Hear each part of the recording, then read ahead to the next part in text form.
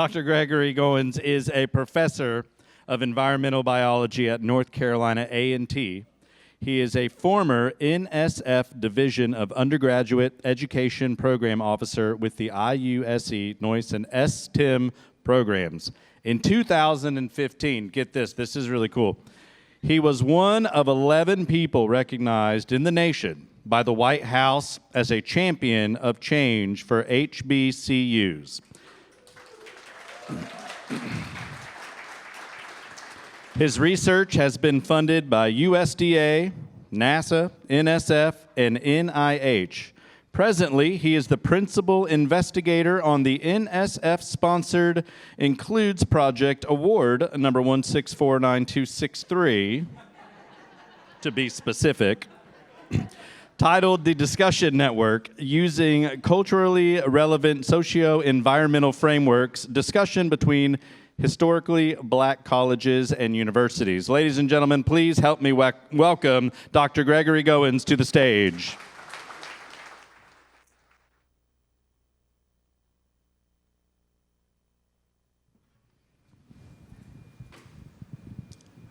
Thank you, Will. I appreciate that. You're quite a host, and you picked right up where you left off. And I want to thank Cassandra for organizing and keeping us ready for today. And didn't we? Let's give another round of applause for our first two speakers.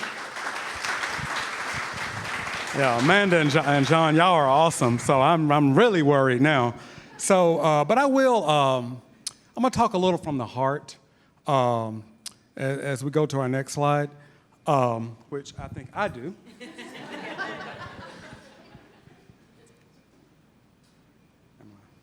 Point at the screen. Okay.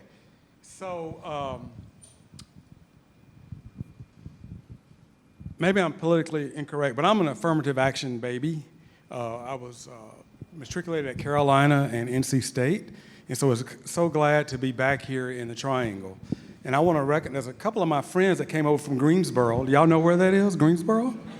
Okay, raise your hand, UNCG and A&T, okay? And so thank you for coming to see me tonight.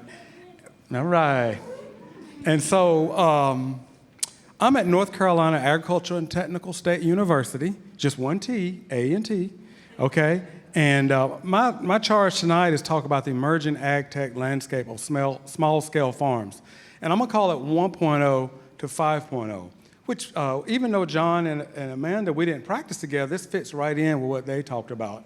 So it's fortuitous. And at A&T, we are passionate about the food system and access to nutritious foods and how that fits into some of the things that Amanda and John talked about into our $111 billion agricultural bioeconomy. So this is kind of like a lecture-esque, right?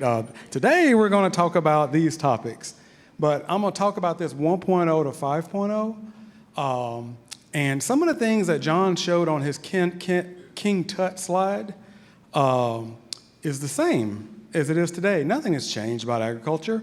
Got any biochemists out there?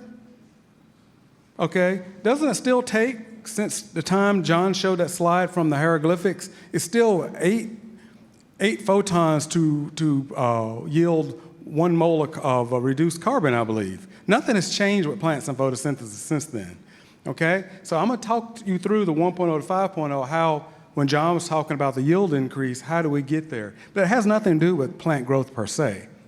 Photosynthesis is photosynthesis, how you split water and you reduce carbon with those electrons. Okay? And then some of the 21st century grand challenges and some of the complexities in small-scale farming. All farming is complex. All farming is a business. But there's some special complexities I want to talk about small-scale farming. I'm the son of a sharecropper, small-scale farming. I've been on the north end of a southbound hoe, as John was talking about. So I'm going to talk about just some of those complexities, and there's more to it to ag tech than just those things in what we call big agriculture. Most of the big industrial agriculture is focused on what? Yield and input reduction. But with small-scale farming, where people usually have most of your income off farm, there are some special inputs where ag tech can really help beyond just yield and inputs. And then I'm going to tell you the whole truth. You always want to know the truth, but it's even better when you have the whole truth. And so I'm going to talk about that in terms of ag tech adoption. Okay, so let's take it to 1.0. Okay, animal power, the John Deere steel plow, and I don't think John Deere even makes plows anymore. That's how tech they become. And then human resources. And American history is replete with a dark history with human power, whether if it was slavery, indentured servitude, or even sharecropping like where I came from. And so that was 1.0. 2.0 is the Green Revolution. Several companies right here in the triangle are still part of this, where with Norman Borlaug in Minnesota, where the plant breeding and economic practices, along with synthetic chemicals and mechanization, industrial revolution, led to higher yields to be able to feed the world with a burgeoning population. But the thing to remember, though, the whole truth is that a lot of the Green Revolution, not by omission, but it really wasn't so much concerned about the environment as much. And we're finding out that we're keeping the things in the Green Revolution, but we also now looking at these technologies that came with the Green Revolution in terms of plant breeding and synthetic chemicals, but also what impact does it have on my environment? My friend from Grimsley asked that question. See, I caught you texting, didn't I? Okay. All right. Then the 1990s, we got into GMOs, yield monitor precision ag. And that's really handy for large farms where you got nice, neat rows, it's straight, and you're able to put a picture over the field, you know exactly where you are by using satellite guidance. And that's very nice for large farms. But the input cost, or the upfront cost, I should say, is quite high. So you have to have a timeline on return on investment if you're going to use these type of equipment. Then 2000s, where we are now, drones, which can be used by small-scale farms and large-scale farms. There's some spray drones out there. But you have to realize drone technology is all dependent and as a function of battery, okay? Because water is heavy, okay? And so then CRISPR and other things like that. Now, this is the take-home point. I'm going to talk about the 5.0. We're in a 5.0 area of agriculture now, where science meets society. That's what we do at A&T. We're looking at science and technology blend with the socioeconomics and sustainability. So when you look at small-scale agriculture, it's complex beyond just the large-scale agriculture, because the large-scale agriculture is based on the Western meat diet. Okay, so some of the times when you see charts and diagrams, you have to remember most of the time, USDA, I think a small farm is 2,000 acres? But I'm not talking about that. I'm talking about the North Carolina flue-cured tobacco size farm, 10 acres, 5 acres, 40 acres. So you have to be careful when you say small versus large to not necessarily use the USDA definition. You really have to be more specific in what you're talking about. So here's the take-home message. I want to show you something. So if you look here for small-scale farming ecosystems, simple or complex in the real world, you have your input, you have your processes, outputs, and what's the farmer with them? What's with them? What's in it for me, okay? So if you look at classic agriculture, it's about inputs in terms of yield, in terms of how much are you putting in for your return on investment. So you got three things to get: profit, break even, or loss. But the thing about farming is everything is like a bet. You have to hedge your bet way early in advance.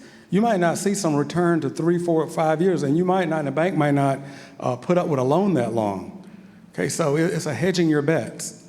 Go back to John Kennedy's agricultural commissioner, and he'll talk about what we call the treadmill. Now, the interesting thing for small-scale farms, that's the sign that I've talked too long? Okay. is that the value added for ag tech. If you came tonight and you're looking for investments, how to get into the small scale farming, even for large scale, you want to also think about the well-being, the psychosocial factors that has to do with agriculture, the happiness, the fearful, the sadness. That's a huge part if people are going to stay in agriculture because of the drudgery, okay? And the decision mindset, are they early adopters? And those forcing functions that we talked about early. But ultimately, what's the ambition and the knowledge and experience that we talked about earlier? That's a huge part of it, more so than even just the profit.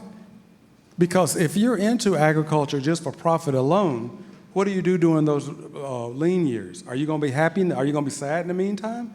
Well, the ag tech allows you to concentrate on your farm, but to feel more informed about what's happening at an earlier time in that return on investment curve. Okay? And I'm getting a sign saying it's time, so I got to stop here. So thank you very much.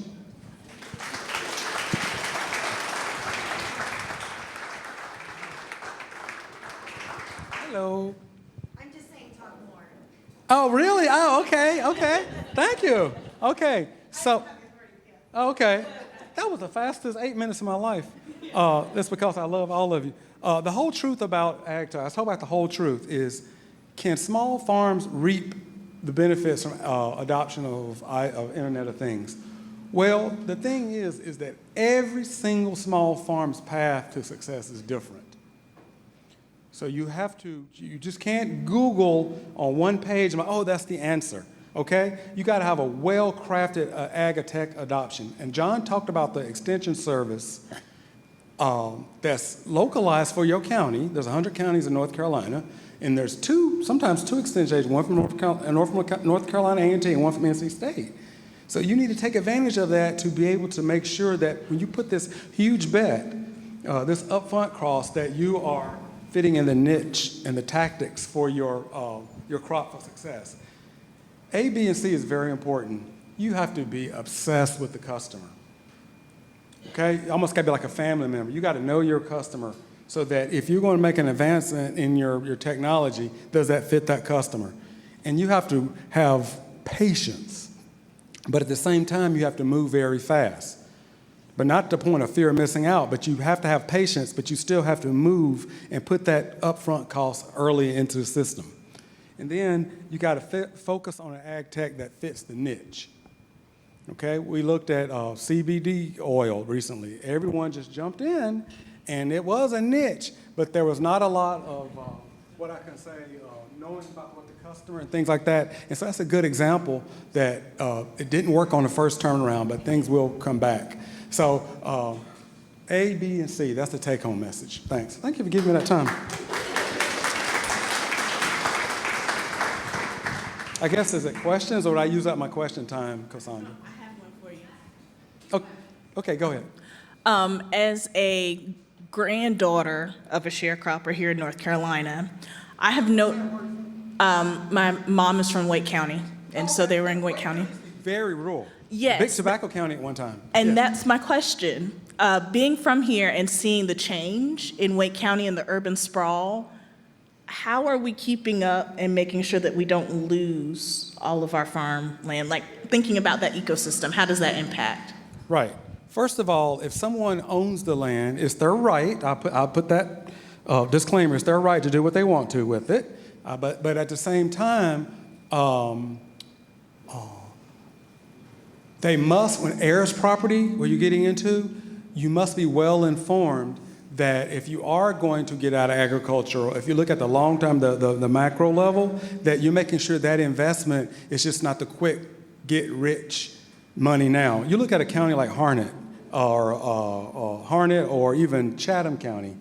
Just a few years ago, they were low on the bottom of the totem pole, and now they're just as rich as Wake County. So it behooves someone in North Carolina, like you say, that to hold on to that land, you would never be able to invest and make that type of money from the stock market. So land value is just going to keep going up and up. So with your relatives in the heir property, that's what you must convey to them, that that's the best banknote they can have is the land.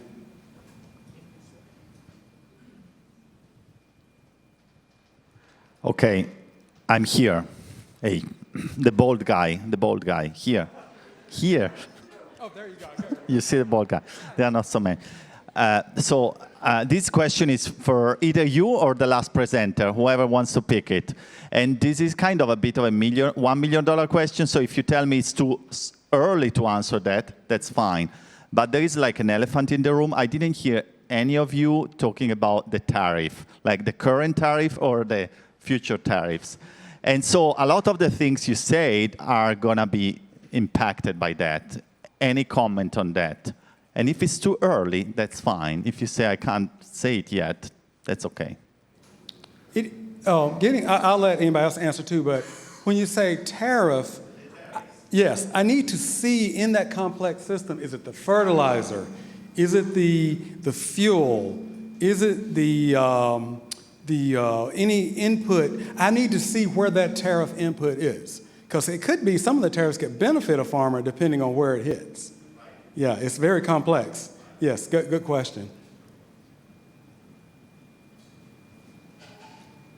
But the only thing to study is we know it's going to take 8 photons of light to reduce a mole of carbon. Hey there. So I'm a graduate of UNCG, so very familiar with the Greensboro area. And I remember when I was going to school there, they talked a lot about how, especially in urban Greensboro, it's a food desert. It's very hard, especially for low-income people, to get food. So with all this talk about the farmers, what's being done, especially with all of this technology stuff, to make it easier to get food to these people that need it? Okay, very good. I did not plant that question, even though we're brothers from Greensboro. So A&T, here's a good example. We just built a urban and food complex where someone who has an idea, what we call cottage food, you know, jellies and jams you make in your kitchen, but you come and develop it in A&T with our industrial kitchens will help you get more to the commercialized zone. Now, when they say food desert, I know exactly what you mean. You know, one side of the sign is beer, cigarettes, and the lottery, and the other one's bread, milk, and sandwiches. Exactly. What it is that people that live on the eastern side of Greensboro, where the sidewalk to walk to the store is dangerous. The stores are there, it's just getting there, okay? And so that's one of the things I love about A&T. We have 500 acres right in the middle of that food desert. So that's something that we want to do, is we want to take those people from East Greensboro, from the food desert, which really is a food swamp. It's full of calories. It's calorie-dense food. It's just to be able to get to the nutritious food. So what we want to do is be able to make it more available, and not only that, use the ideas of people in that community to develop their own businesses, more so than just eating. Great question. All right, thank you, sir. All right. I'll let you step down.